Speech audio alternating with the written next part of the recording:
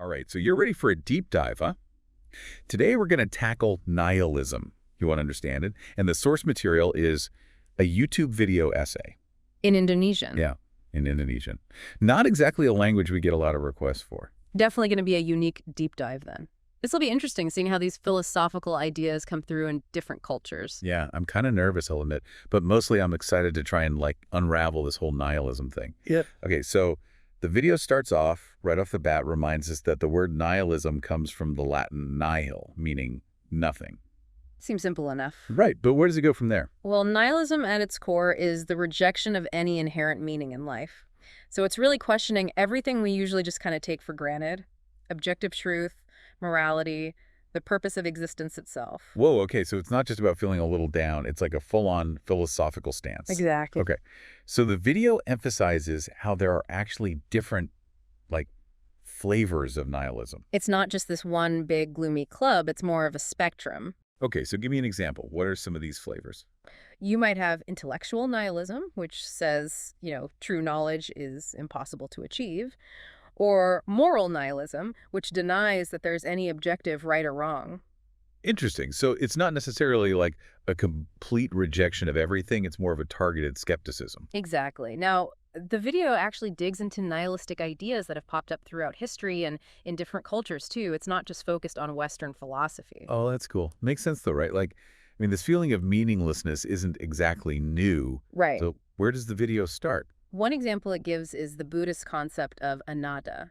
This word means non-self. Okay. And it challenges this idea that there's like a fixed, unchanging self or a soul inside each of us. Oh, I see. So questioning the very nature of self can be a form of nihilism, too. Man, this is already making me rethink some assumptions I have. It really is all about perspective, isn't it? And then you have ancient Greece with skeptics like Pyrrho and Sextus Empiricus. They weren't exactly nihilists, not in the modern sense. But their doubts about ever being able to actually reach true knowledge, well, those laid some groundwork for later thinkers. Okay, so we've got some early seeds of nihilism. Now, where does the video go next? So this is where it gets kind of paradoxical. We fast forward now to the Enlightenment. Really? All about reason and progress. Wait, I always thought the Enlightenment was like embracing knowledge and potential. How did that lead to nihilism? Yeah, it's pretty fascinating. While it was super liberating in a lot of ways, it also chipped away at traditional sources of meaning. Emphasizing individual reason kind of challenged the authority of the church and monarchy. This led to people questioning the values they upheld. So the tools meant to liberate us, like reason, individualism ended up creating a void. Exactly. And it's in this void that the term nihilism officially enters the scene. Friedrich Heinrich Jacobi, a German philosopher, he was the first one to use it. He used it to critique other Enlightenment thinkers like Spinoza, Kant, and Fichte. Let's unpack Jacobi's critique a bit. Yeah. What exactly did he find so nihilistic about these guys? Okay, so take Spinoza.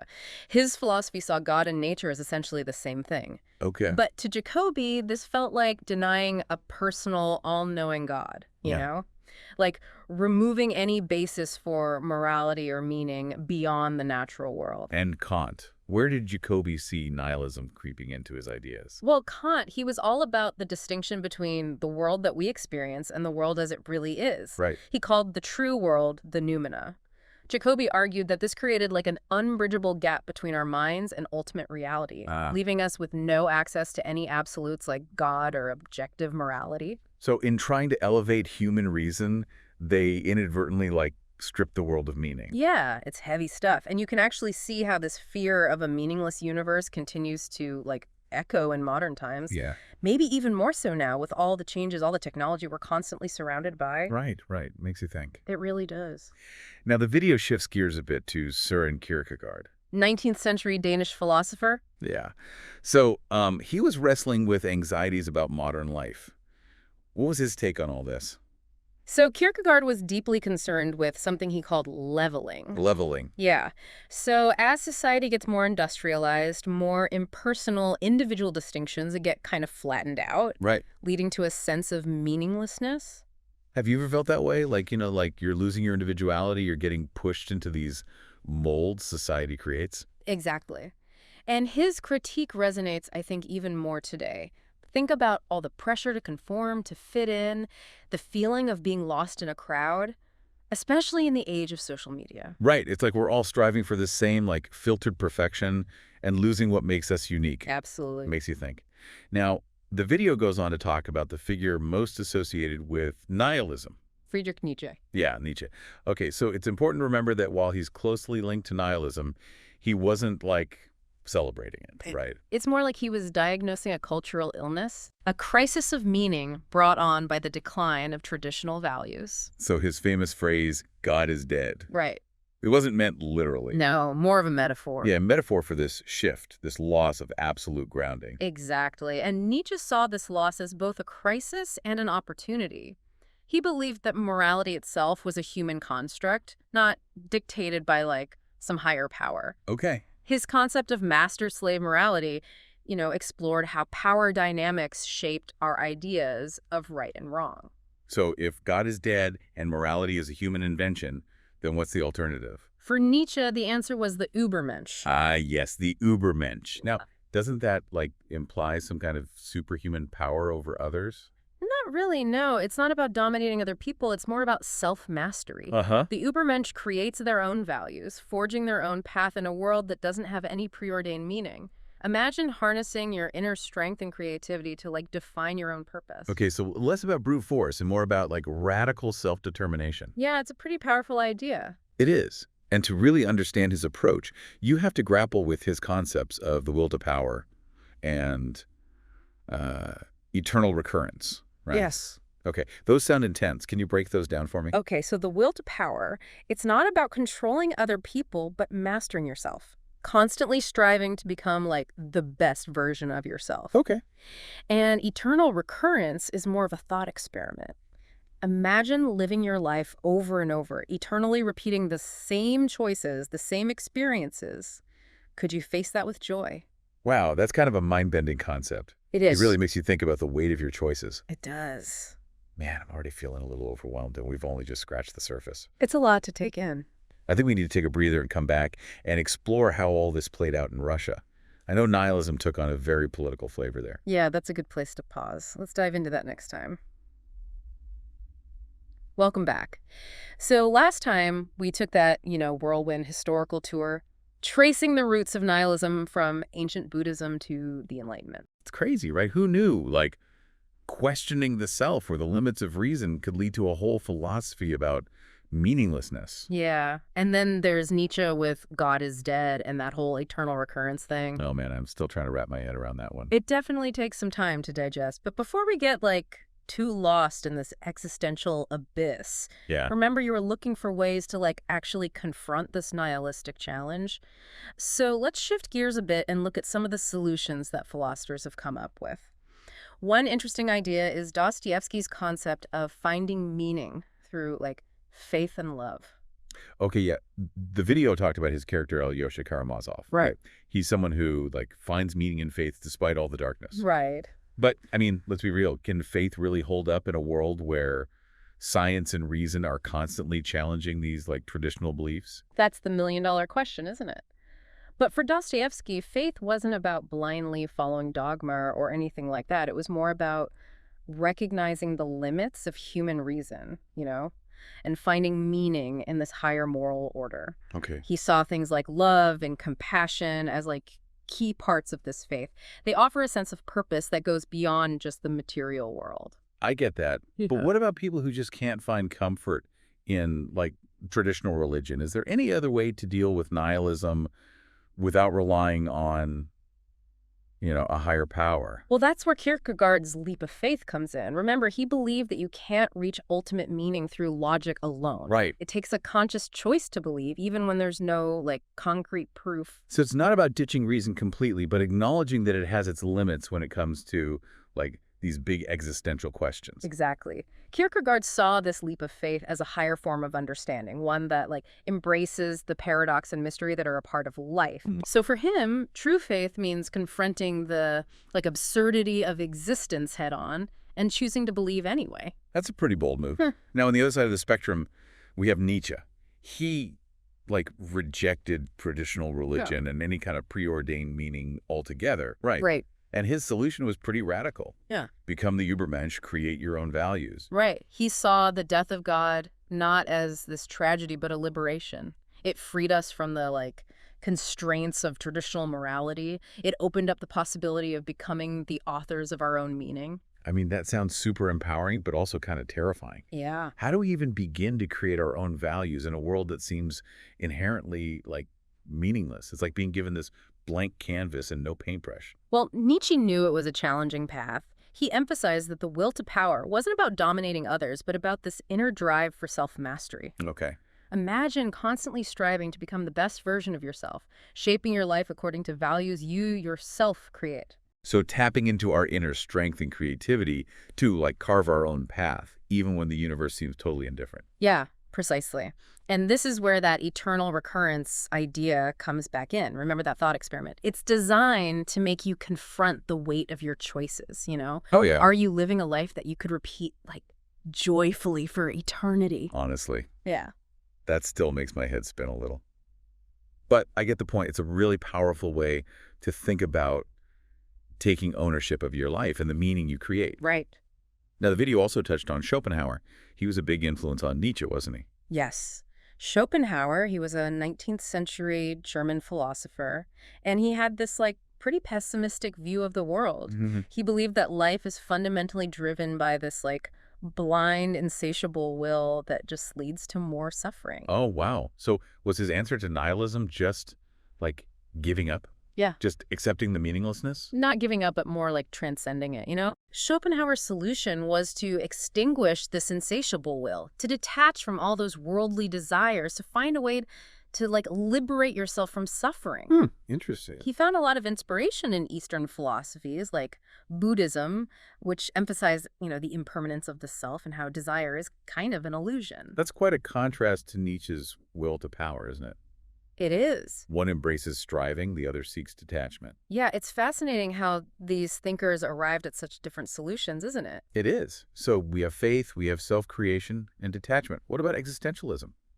The video emphasized Sartre's ideas about radical freedom and responsibility. Right. So Sartre was all about embracing the fact that we are condemned to be free, as he put it. Condemned. Yeah. No preordained purpose, no inherent meaning. It's up to us to choose who we will be and what values we're going to embrace. And that sounds like a lot of pressure. It's liberating, yeah, but also incredibly daunting. No blaming God, society, or fate for our choices. It's all on us. Exactly. And that's the core of existentialism. Radical freedom comes with radical responsibility. Oh. Even in a meaningless universe, our choices have weight. They shape not only our lives, but the world around us. So there's no escaping the burden of meaning-making, even if the universe just doesn't care. That's the existential challenge. And Sartre, he calls on us to embrace this anguish of freedom, recognizing that our actions matter, even if, like, ultimately the universe doesn't. Man, that's a lot to process. It is. Okay. Now, the video wrapped up with Albert Camus. Mm-hmm. He also acknowledged this, like, absurdity of existence, but he offered a slightly different approach. Rebellion. Right. So for Camus, rebellion wasn't some violent uprising or anything. Yeah. But it was a defiant affirmation of life in the face of the absurd. He rejected both blind faith and this, like, existentialist leap of creating your own meaning. Instead, he wanted us to find meaning in the act of resisting that meaninglessness itself. That's powerful. So instead of trying to, like, impose meaning on a meaningless world, Right. we should find meaning in the struggle itself. Exactly. And to illustrate this, he uses the myth of Sisyphus. Oh, the guy condemned to eternally push the boulder up the hill? Yeah, exactly. Camus saw this never-ending struggle, this refusal to give up, even when faced with a totally pointless task, Yeah. as like a symbol of human defiance against the absurd. Wow. So for Camus, it's not about finding meaning out there, Nope. but about creating it through our own rebellious spirit. Exactly. Even if it feels like, you know, we're pushing that boulder uphill forever. We've covered so much, man. We've looked at faith, self-creation, detachment, radical freedom, rebellion. It's a lot to absorb, for sure. It's a lot to unpack. And the Yeah. thing is, there's no single right answer. Yeah. No magic formula for dealing with this potential meaninglessness of existence. So where do we go from here? How do we choose a path? Well- Or even forge our own when, like, the universe just seems indifferent? That's the big question, right? And I think the first step is to resist the urge to, like, jump to easy answers. Don't immediately grab for some philosophical life raft, whether it's faith or self-creation or rebellion, we need to sit with this discomfort of potential meaninglessness first. Just acknowledge that initial feeling of like emptiness, Right. of not having all the answers. Exactly. Embrace the uncertainty. Okay. Allow yourself to experience like the full weight of nihilism before rushing to find a solution. It's only by confronting that abyss that you can understand the depth of the challenge it presents. Wow, what a journey this has been. Faith, self-creation, detachment, radical freedom, rebellion. It's like we've opened this Pandora's box of like philosophical dilemmas, you know? It's definitely been a whirlwind tour, and you're right, it can feel a bit overwhelming. Yeah. Nihilism challenges these deep-seated beliefs we have about, meaning and purpose, makes you question everything. It's like that falling into the abyss Yeah. feeling the video talked about. It is unsettling, but also, in a way, kind of liberating. It is interesting, isn't it, how facing that potential for meaninglessness can actually push you towards, like, growth and self-discovery, Yeah. forces you to confront those deepest fears, anxieties, but it also opens up these new ways of thinking about your life. Okay, but after all this exploring, I still feel a bit lost. Like, how do we actually move forward? How do we choose a path or even create our own when it seems like the universe just doesn't care? That's the million-dollar question, right? And I think maybe the first step is to resist that urge to jump to easy answers. Okay. Instead of grabbing for a life raft, whether it's faith or self-creation or rebellion, I think we need to just sit with that discomfort. So just acknowledge that initial feeling of emptiness, like not having all the answers, Yeah. and be okay with that. Yeah, exactly. Embrace the uncertainty. Allow yourself to really experience the weight of nihilism before rushing off to find a solution. Okay. It's only by confronting that abyss that you can understand, like, how deep the challenge really is. I see what you mean. Absorb the impact before we rebuild. So once we've done that, what then? Then we can start to actually explore those different responses we talked about, but with a more, I think, critical and honest perspective. Ask yourself, Right. does faith genuinely resonate with me? Do I feel empowered to create my own values? Does rebelling against the absurd, does that light a fire in me? It's about finding what really aligns with you, with your experience and your values. It's like we're curating our own like personal philosophy, Yeah. taking inspiration and crafting a unique approach. Yeah, exactly. There's no one size fits all. What works for one person might not work for another. The key is to find that response that allows you to live authentically, to find meaning and purpose in a world that might not, offer them up so easily.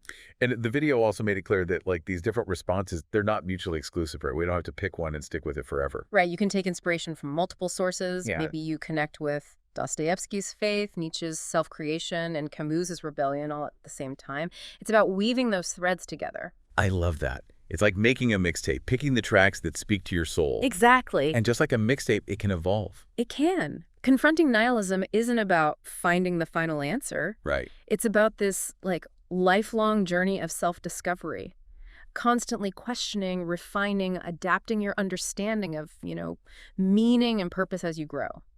Less about the destination, more about the journey itself. Exactly.